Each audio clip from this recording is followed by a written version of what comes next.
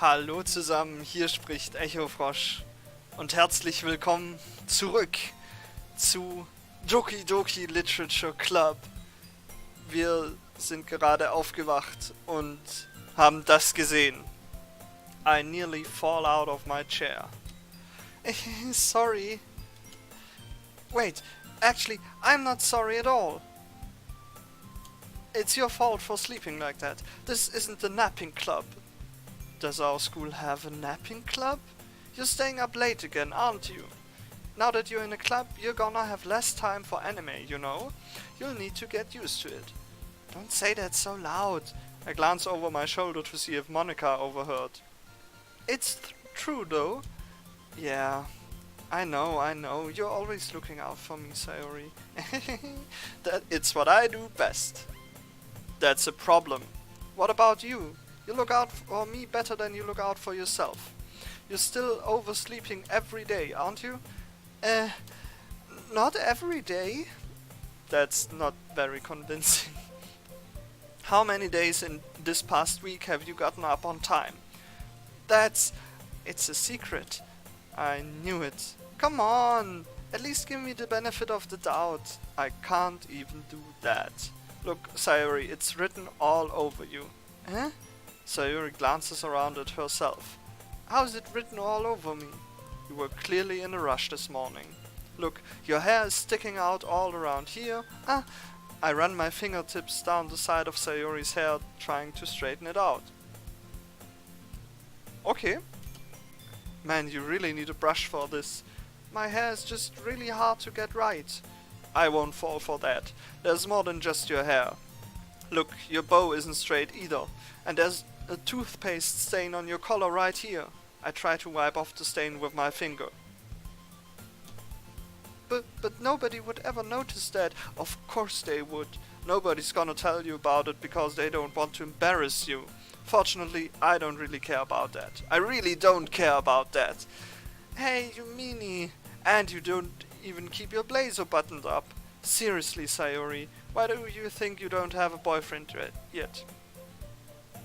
Ja, das ist auch, also ich als junger, heißblütiger Mann kann sagen, für mich ist es extrem wichtig, dass die Blazer einer möglichen romantischen Partnerin immer zugeknöpft sind. Immer.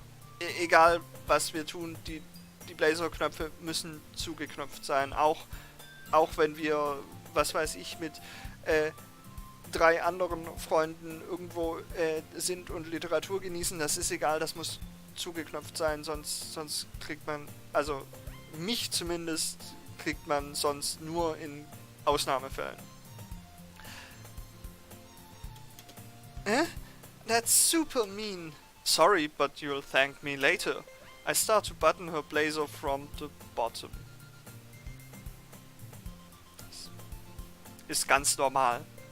Ich meine, ich habe da auch irgendwelche Freundinnen, die ich seit dem Kindergarten oder seit der Grundschule kenne, denen streiche ich auch durchs Haar und knöpfe ihnen ihren Blazer zu. Once you see how much better it looks, you'll change your mind. This is so funny. What is? Well, I was just thinking how weird it is to have a friend who does these kinds of things. Don't say that, you'll make me feel weird about it, stupid. It's okay though, I'm happy we're like this. Aren't you? I guess? Hey, be careful. The button might come off. Why is this one so hard to close? I struggle to fully close the button near her chest. Does this thing even fit you properly? It did when I bought it. If you ever buttoned it, you would have noticed sooner that it doesn't fit you anymore. What are you smiling about? It means my boobs got bigger again. Don't say that out loud. Anyway, ich nestliche noch ein bisschen an deinen Brüsten herum und dann ist in Ordnung. You look much better now, so...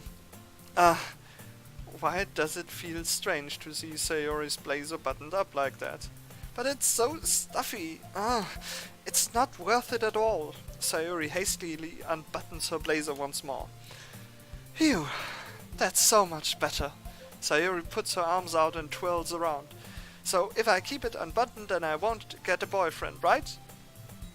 What kind of logic is that? Dieselbe Logik, die du gerade angewandt hast. And why are you saying that like it's a good thing? Because if I had a boyfriend, then he wouldn't even let you do things like this. And you take care of me better than anyone else would anyway. So that's why I'm keeping it unbuttoned. Stop saying all these embarrassing things. Eh? I didn't say anything embarrassing. Sie hat vollkommen recht. Wahrscheinlich kulturspezifisch. Jeez. Well, anyway, just focus on trying to wake up a little earlier. Only if you focus on going to bed earlier. Fine, fine. It's a deal. I guess we really are better at taking care of each other than we are at taking care of ourselves. Yeah, I guess so, huh? So maybe you should come wake me up in the morning. You're doing it again, Sayori. Oh, but I was joking that time. Man, it's impossible to tell with you sometimes. Okay, everyone. Eh? Monica suddenly calls out, why don't we share the poems we wrote now? Yay!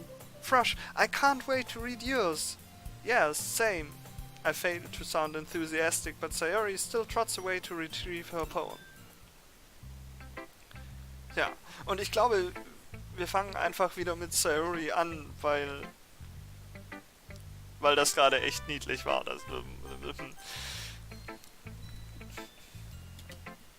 Oh my goodness, this is so good, Frosh. I love it, especially after yesterday's poem. You're too honest sometimes, Sayori. No, but really, I want to put this on my wall. Can I? Sayori, you must be seriously overreacting. I'm not a good writer at all. I honestly have no idea what I'm doing. Well, maybe that's why. Because I have no idea what I like either. Ich möchte mich ganz kurz entschuldigen für das Lachen. Und zwar für jedes, das ich schon gelesen habe und für jedes, das ich noch lesen werde. Mein eigenes Lachen ist durchaus von einer sonoren und vielleicht sogar ansteckenden Qualität bestimmt, aber ja, okay. Jeez. I'm sure Yuri's opinion has to be a little more constructive than this, maybe even Natsuki's. Are you sure you don't like it just because I wrote it? Well, I'm sure that's part of it. I think I understand you better than a lot of other people, you know? So when I read your poem, it's not just a poem, it's a Frosh poem. And that makes it feel extra special. Like I can feel your feelings in it. Sayori hugs the sheet against her chest. You're so weird, Sayori. Well, I'm not very good at figuring out if poems are good or bad, but that's why I just go by my heart. If it makes me feel things, then it must be a good poem. I'm not sure that's exactly how it works. Then again, I guess conveying feelings is a pretty important part of this whole thing. Yeah, maybe. Honestly, I don't even know what kind of writing you like in the first place. Yeah, me neither. Why don't you at least try giving it some thought? Oh, you want to write something for me? That's so sweet. Yeah, right. But you're always thinking about other people. You need to think about yourself once in a while. If you don't, you might end up getting hurt at some point. Well, I don't really know what you mean, but I'll try to keep it in mind. Well, whatever. Anyway, let's see. I guess I like happy poems. Wait, sometimes I like sad poems too. Sometimes a little bit of both. There's a word for that, right? What's the word I'm looking for? Bittersweet. Yeah, I like things that are happy and things that are sad. Happy and sad? I can't see you liking something sad, Sayori. Well, I like happy the most. But sometimes when you have a little rain cloud in your head, a sad poem can help give the rain cloud a little hug and make a nice happy rainbow. Ich bin mir sicher, genau das denken sich viele. Ich meine, das ist Highschool, also 14, 15 bis 18 oder so. Viele Mädchen in dieser Altersgruppe denken in diesen Bahnen und drücken das so aus. Sayori, that's unexpectedly poetic. It is? Maybe I'm getting better at expressing my feelings after all. Thanks, Frosch. I should go write it down then. You can read my poem now, okay? Bottles. I pop off my scalp like the lid of a cookie jar. It's the secret place where I keep all my dreams. Little balls of sunshine all rubbing together like a bundle of kittens. I reach inside with my thumb and forefinger and pluck one out. It's warm and tingly, but there's no time to waste. I put it in a bottle to keep it safe, and I put the bottle on the shelf with all of the other bottles. Happy thoughts, happy thoughts, happy thoughts in bottles, all in a row. My collection makes me lots of friends, each bottle a starlight to make amends. Sometimes my friend feels a certain way, down comes a bottle to save the day. Night after night, more dreams, friend after friend, more bottles. Deeper and deeper my fingers go, like exploring a dark cave, discovering the secrets hiding in the nooks and crannies. Digging and digging, scraping and scraping. I blow dust off my bottle caps. It doesn't feel like time elapsed. My empty shelf could use some more. My friends look through my locked front door.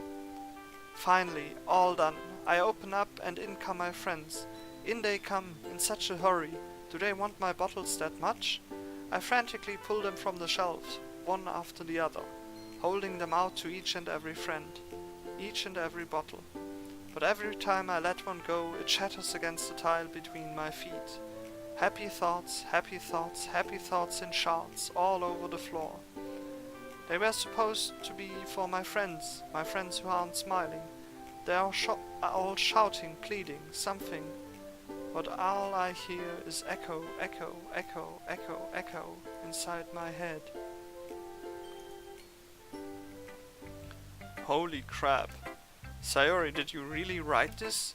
Of course I did. Didn't I tell you yesterday I was gonna write the best poem ever? Yeah, but I mean, I didn't expect something like this coming from you. Monica taught me a whole lot, and I've been really in touch with my feelings recently. I see that. It's almost kind of creepy. Creepy? Well, not exactly. Maybe because I'm so used to you being cheerful. Well, never mind. I'm thinking too hard about it. The point is, it came out good, so you should be proud of it. Aw, thanks. I feel like I was meant to express myself this way. It even helps me understand my own feelings a little bit better. Writing is like magic. You've gotten pretty passionate about this, huh? I hope you keep it up. Yeah, writing's the best. I'm gonna keep writing until I die. Don't get ahead of yourself. Sayori always had a habit of getting obsessed with something before dropping it no more than a week later. I wonder if this is one of those times. But seeing the passion in her eyes makes it hard for me to be pessimistic.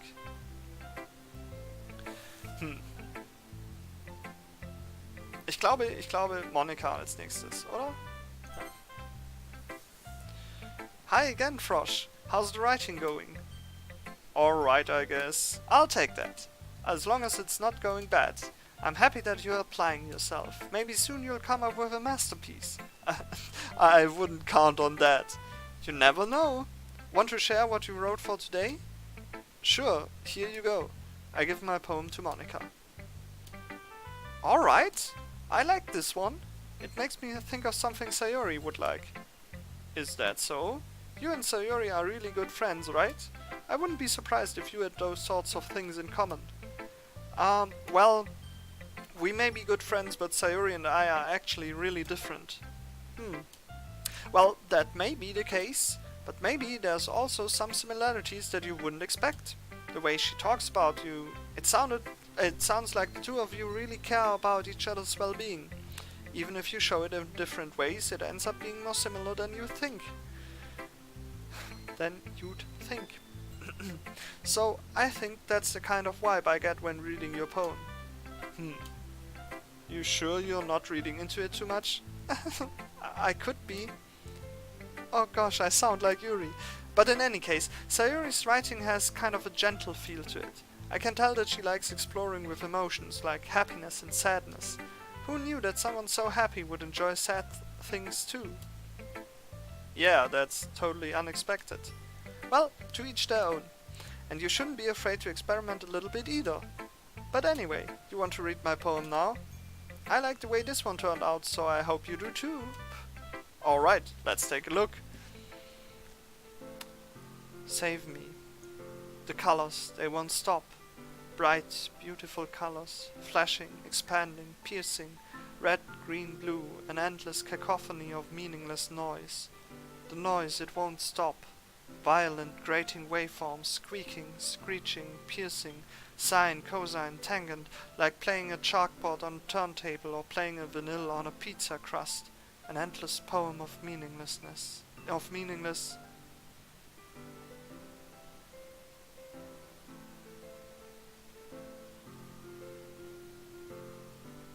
Load me. Load me? Save me? Load me.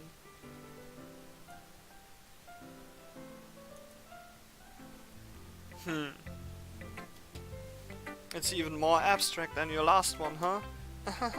I guess it's just the way I write. I'm sorry if you don't like it. No, I never said that. It's just the kind of thing I've never really seen before, I guess.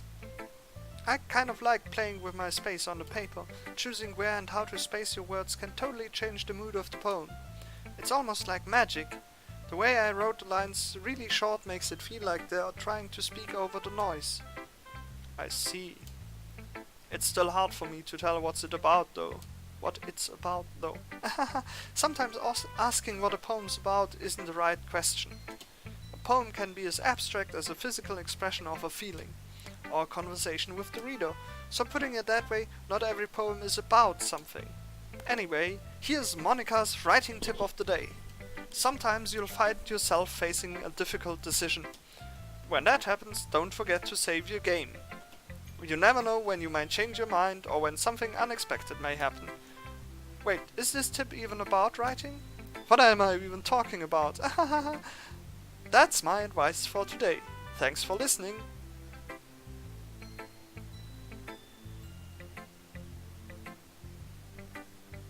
Mir ist gerade etwas aufgefallen. Alle anderen Dinge, wo es irgendwie darum ging, oh, so schreibst du ein Gedicht und so weiter, waren in einer eigenen Textbox. Aber hier hatten wir tatsächlich Monika, die das sagt, sogar mit den Anführungszeichen. Komisch. Na gut. Natsuki. Sie war das letzte Mal als letztes dran, deswegen... Huh. Well, it's not really any worse than your last one, but I can't really say it's any better either. Phew. Huh? Phew what? Well, anything that isn't a train wreck I'll take as a win. And I get the feeling you're probably the most critical. Hey, what makes you... Wait, maybe that was a compliment? Ha ha ha! Glad to see someone recognizes my experience. Well then, keep practicing and maybe you'll be as good as me someday. That's, something tells me Natsuki completely missed the point. Come to think of it, this kind of reminds me of Sayori's poem from yesterday. Huh? You think so? Yeah, well, I guess if you've been friends with her for so long, you might be on the same wavelength. But you never really struck me as her type. Sayori has a type all of a sudden? Well, I don't know, but honestly, how can someone so, fluffy spend so much time with someone like you? It's like she's dragging around a dead weight. That was a little unnecessary, but think of it this way. If it weren't for me, she would probably just fly away like letting go of a balloon. You could say we each take care of each other in our own way. Whatever it is, I don't get it. Oh, yeah, I guess I'm supposed to show you my poem. Here. Amy likes spiders. You know what I heard about Amy? Amy likes spiders. Icky, wriggly, hairy, ugly spiders. That's why I'm not friends with her. Amy has a cute singing voice. I heard her singing my favorite love song. Every time she sang the chorus, my heart would pound to the rhythm of the words. But she likes spiders. That's why I'm not friends with her. One time, I hurt my leg really bad. Amy helped me up and took me to the nurse. I tried not to let her touch me. She likes spiders, so her hands are probably gross. That's why I'm not friends with her. Amy has a lot of friends. I always see her talking to people. She probably talks about spiders. What if her friends start to like spiders too? That's why I'm not friends with her. It doesn't matter if she has other hobbies. It doesn't matter if she keeps it private. It doesn't matter if it doesn't hurt anyone. It's gross. She's gross. The world is better off without spider lovers. And I'm gonna tell everyone. Whew. Not bad, right? It's quite a bit longer than yesterday's. Yesterday's was way too short. I was just warming up. I hope you didn't think that was the best I could do. No, of course not. Anyway, the message is pretty straightforward in this poem. I doubt I have to explain it. Sometimes you can explain complicated issues with much simpler analogies. And it helps people realize how stupid they're being. Like, anyone would agree that the subject of this poem is an ignorant jerk. Do you know people like that? Of course, it's about how everyone thinks That doesn't matter. It can be about anything. I wrote it to be easy to relate to. Everyone has some kind of weird hobby or guilty pleasure. Something that you are afraid if people find out, they'd make fun of you or think less of you. But that just makes people stupid. Who cares what someone likes as long as they're not hurting anyone and it makes them happy? I think people really need to learn to respect others for liking weird things. Well, you're definitely right. At least I can relate to that. And I'm sure a lot of other people can too. It's what I do best after all. I don't like writing unless there's a good message to take away from it. Like, conveying emotions is important, but I want to make people think, not just feel. Remember that. I'm gonna write a good one for tomorrow too, so look forward to it. Okay. Yumi. Let's see what you've written for today.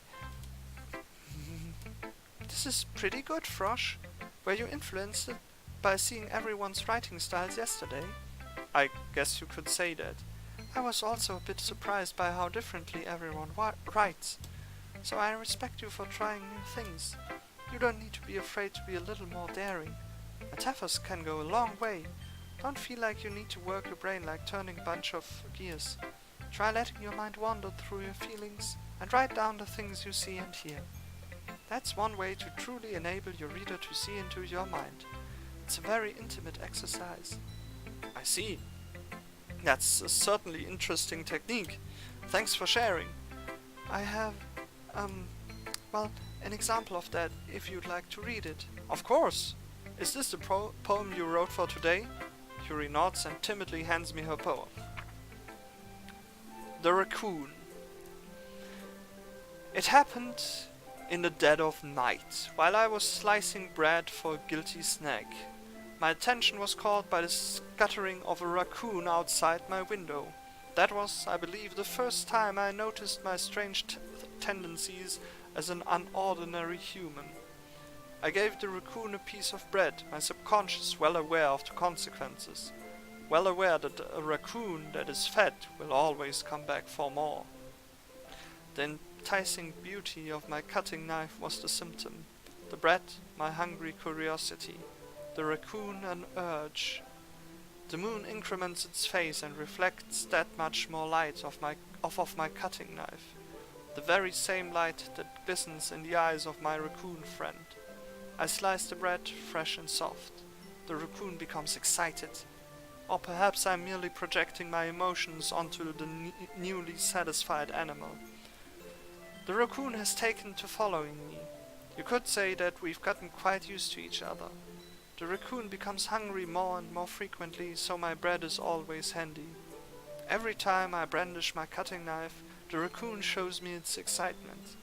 A rush of blood, classic Pavlovian conditioning. I slice the bread, and I feed myself again.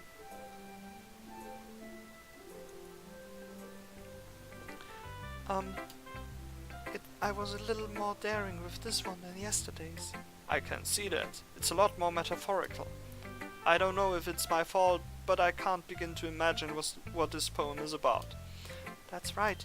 It's a bit closer to my preferred writing style, using the poem as a canvas to express vivid imagery and conveying emotions through them. Yeah, if I take it at face value, then I can't even figure out what it's supposed to mean. Well, I think it's something that different people can relate to in their own way. I wanted to express the way it feels for me to indulge in my more unusual hobbies.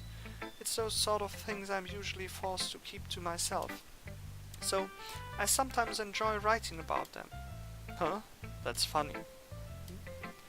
Didn't Natsuki also write something about that? About someone being ridiculed for a strange interest? Huh? She did? Yeah. She was talking about how it doesn't matter what you're into as long as you're not hurting anybody. She's right. I mean, does she really feel that way? Yeah. Sounds like you two have that in common. That's interesting. To me, she seemed like the kind of person who would make fun of my hobbies. But I suppose that's my fault for judging, isn't it? Please don't tell her I said that. Don't worry, I have no reason to. Okay. Well, thank you for sharing it with me. After all, if I hadn't learned to embrace my own weirdness, I would probably hate myself. I might be ranting a little bit now, but I'm glad that you're a good listener. Okay, zusammen. Und bevor wir hier weitermachen, machen wir, glaube ich, eine kleine Pause. Ich bedanke mich fürs Zusehen und ich muss sagen, mir gefallen die Gedichte echt nicht schlecht. Naja, wir sehen uns beim nächsten Mal. Bis dann.